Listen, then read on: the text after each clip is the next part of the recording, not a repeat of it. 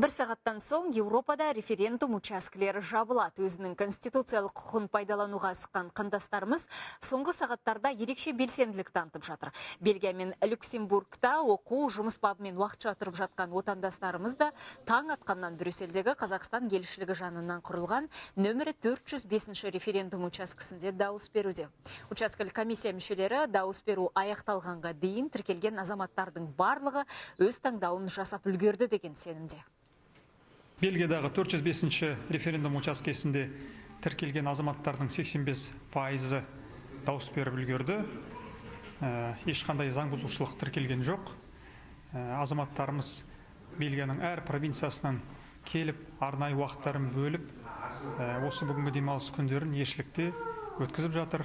Дауыс беруден бөлек Наурыз аясындағы жайылған дастарханда бір-бірімен тілдесіп, пікір алмасып, алдағы өтетін іс-шараларға белсене қатысатындығын білдіріп жатыр.